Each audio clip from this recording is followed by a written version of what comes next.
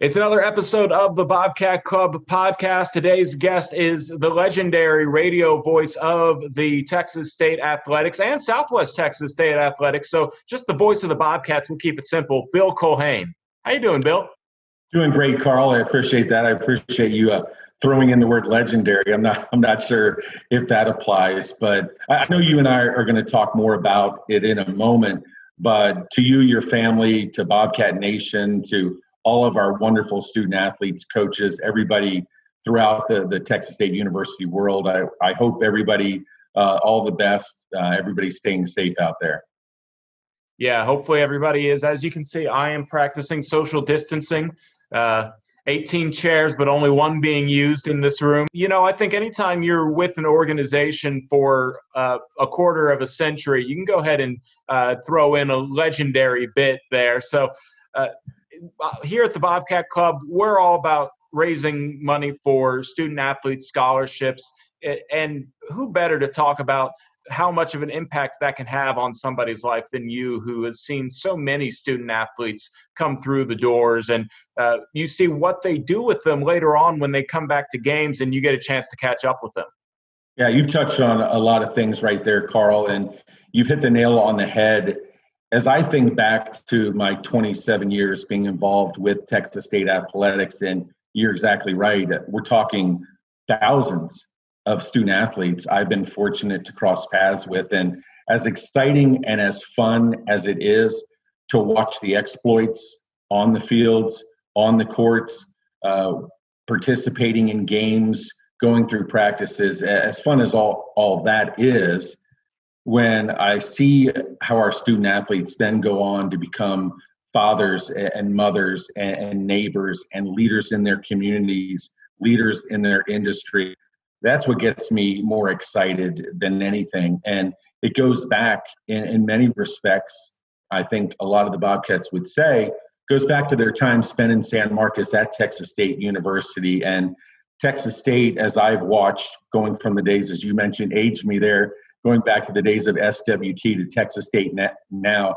you see the way it changes lives. Because when you think about Texas State Athletics and the opportunities that are afforded young men and women, it changes lives, because we have student athletes who, when they arrive in San Marcos, they come from all walks of life. You think about, we have student athletes from Houston, from Dallas-Fort Worth, from Austin, from the San Antonios of the state of Texas.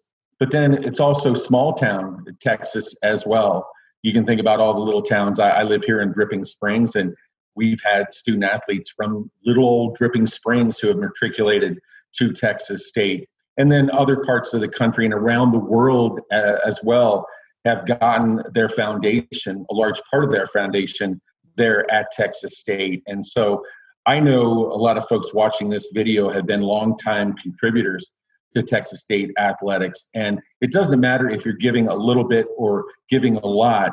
I think everybody understands that the contributions people are making are having an impact. And it's been exciting to watch. And I'm going to repeat myself, as exciting as it is to see that star on Jackson Hall lit up and to see the Victory Star lit up, when I go to games or I'm out and about and I run into former student athletes and I see them with their families or in the business world, if our paths cross, that gets me so excited. And in many respects, in many instances, it goes back to that scholarship, that help that these student athletes received in their time at Texas State.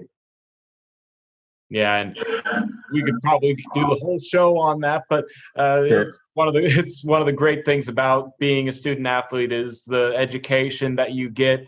Hopefully you knock out your 5-year scholarship and whatever you do in those 5 years, and maybe you even take it further, but it's a good foundation to have for the rest of your life.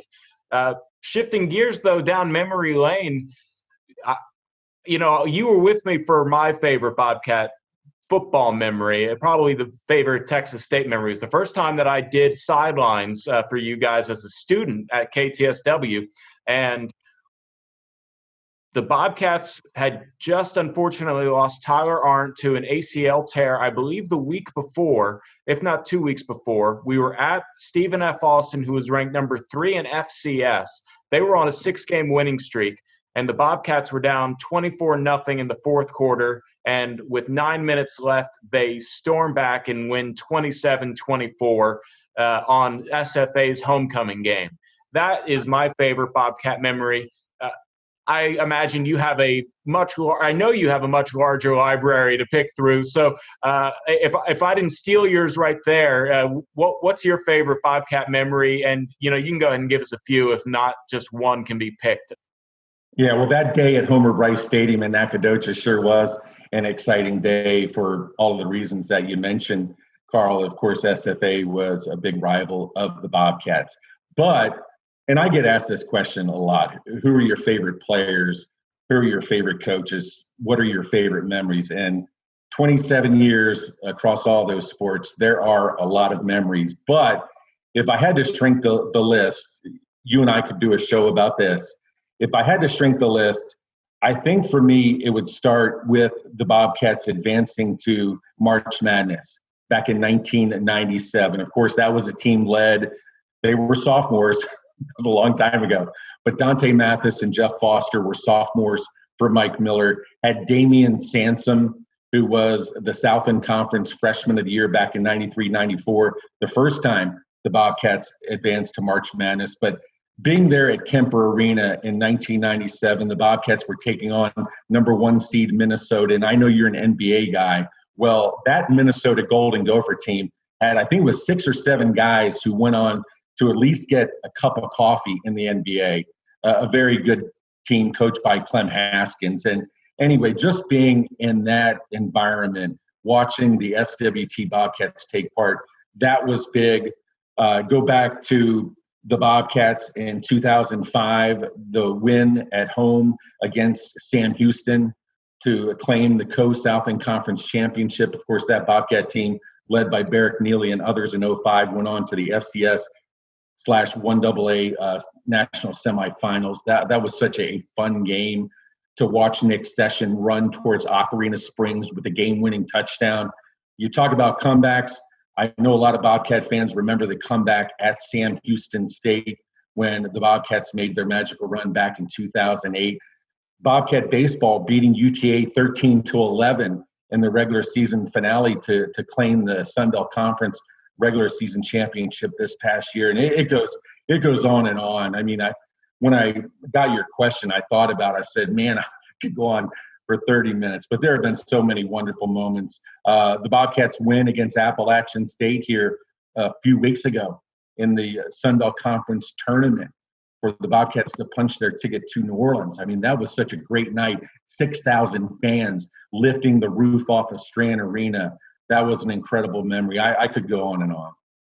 Oh, yeah. And, we'll have to make that a separate podcast because that'll be good times. And, maybe I should let Brant handle that because you guys were partners in the booth for so long. So that's something that we'll have to see what we do during this quarantine to help Bobcat fans take a stroll down memory lane. But I'm sure all those memories, if other Bobcats experience them, just are like, oh, yeah, those all sound great. And I heard you mention the unfortunate thing was the last Bobcat athletic event that we're going to see for the foreseeable future was that very great game. How good was this Bobcat team? Because they seemed like they were destined for something special, this Texas State men's basketball team. Yeah, and I have some teams to compare it to. You go back to 93, 94, and that team led by Linwood Wade and Russ Pons. Of course, Jimmy Woolridge was the head coach back in 94. That was a team that caught fire at the end of the season. I mentioned the 96-97 team led by Damian, Jeff, and Dante, Mike Miller, the head coach. And that team really got on a roll at the end of the season. And so when I saw the parallels, and I've seen a few Bobcat basketball games and teams over the years, I see the way the Bobcats were playing from this second week of January onward. And it was a team on a roll led by the program's all-time leading scorer, Nigel Pearson. Nigel was playing well. And the way the Final Four shaped up to be played there at Smoothie King Arena in New Orleans, the Bobcats were going to face South Alabama in the semifinals. I was at the Mitchell Center in Mobile. What was the first week of March in the regular season finale, and the Bobcats had the lead in that game with a couple of minutes to go, and the South Alabama made the final run of the game. It was one of those games, Carl, and I know you've seen them, where both teams get on a run, and whoever has the last run wins the game. And for South Alabama, it was their senior night. It was their regular season finale, obviously. And so it was in front of a raucous crowd there in Mobile. But on a neutral court in New Orleans, the way the Bobcats were playing and the way the Bobcats played, quite frankly, against the Jags, I would like to think, I'm wearing maroon and gold socks, you can't see them. I would like to think the Bobcats would prevail in that game. And then the Bobcats, of course, were set to play the winner of Little Rock and Georgia Southern. It was a month ago. The Bobcats hosted Little Rock, beat the Trojans by 8, but anybody who was there, watched the game, followed the game, knows that the Bobcats were more dominant than an 8-point win.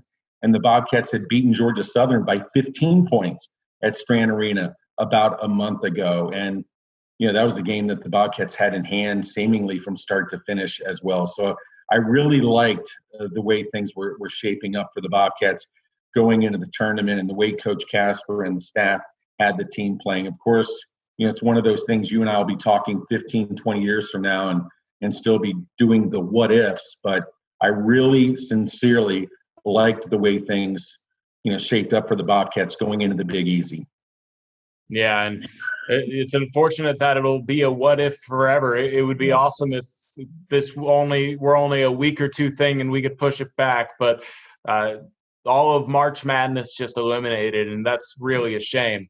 Unbelievable. Yeah, and this will be just something we remember forever, this moment. And unfortunately, those moments that we lost are going to be the ones that we really remember, because that would have been a fun team to watch. But trying to get back to a brighter note, the just change in this university, not just in athletics, obviously in athletics because we've gone up in levels, but over your time with Texas State and Southwest Texas, just how has the change in the university stood out for you?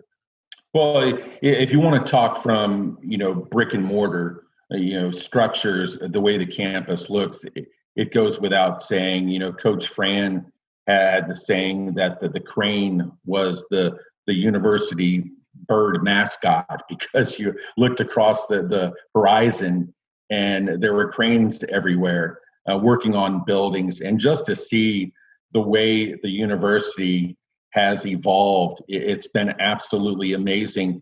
When I arrived at what was then Southwest Texas back in the early 90s, the enrollment was plus or minus 20,000 students. Of course, the Round Rock campus didn't exist. And so you get out your calculator, the enrollment has more than doubled. But even apart from that, and I've had this conversation with a number of people over the years, Carl, I can remember back in the early 90s when I arrived, where on football game day, I was living in Austin at the time, I would drive to San Marcos for home games, and I would see all these vehicles flying down I-35, flying up I-35, people leaving with their Longhorn flags flying and Texas A&M flags and Baylor flags hanging out the windows. And I could go around Austin, Carl. I could go to the store, I could go to the movies, I could go to the mall, and I could go months without seeing any SWT Texas State Bobcat gear. That's completely changed. In my opinion, there is so much more pride in the maroon and gold in Texas State today, as opposed to what I can remember from years past. And that does my heart a world of good, as I know it does many in Bobcat Nation. And anybody watching this video who was around 25, 30 years ago, they know exactly what I'm talking about. But it's just changed. San Marcos has changed, has grown as a city. The I-35 corridor from Georgetown down to San Antonio is one of the most explosive growing areas throughout the country. And San Marcos, consequently Texas State University, or vice versa, has been a huge part of that growth. Yeah, and it's only the beginning. That's all I can really say. Is I'm pretty sure that the best is yet to come for Texas State. And you're a phenomenal Bobcat yourself. Even though you never scored a point, you brought a lot of those moments to fans. And we thank you for all the work you do with Texas State. Well, Carl, I do appreciate it. And major kudos to you and the Bobcat Club for putting these together. And certainly I'm not talking about myself when I say this, but I think it's important for Bobcat fans, Bobcat Nation, Bobcat Club members to remember that it's about relationships and it's about learning about Texas State Bobcats. All these student athletes aren't just numbers in a program. All these coaches aren't just somebody we see on the sidelines on game day. They're a big part of the fabric of Texas State University. So a tip of the cap to you for you and your team on what you're doing to put these together. I think they're outstanding. Hey, thank you so much for your time, Bill. I appreciate you giving us all the kudos there for what the Bobcat Club does. We're all about making the donor experience great because what they're giving in their donations is so great. It's life-changing opportunities. It really is. Yeah, no doubt about it. And before I exit stage left, Carl, again, I want to mention to Bobcat Nation, our thoughts and prayers are with everybody. It won't be long now until we're back out there cheering on the maroon and gold. Kudos to the leadership. And of course, we could talk about, throughout the country, but closer to San Marcos, closer to Texas State, to everybody in administration on the way they're supporting the student athletes, the programs. Texas State Athletics put out an article recently where they touched base with all the different coaches from the programs in Texas State Athletics. And it makes me feel so good. It's so easy to lead from the front when everything's going well. But during tough times, that's where real leaders step up. And we're so fortunate at Texas State to have so many wonderful people in those positions. And I just again hope everybody stays safe. Remember social distancing, and hopefully we'll get back out there ASAP. Yeah, hopefully sooner rather than later. But Bill, you stay healthy yourself, and we'll have to do this again sometime. We'll have to set up something bigger and figure out how we can do that down the road. But we'll have to do that sooner than later as well. Thanks for your time. All right, Carl. Thanks. Have a great day. You too, Bill.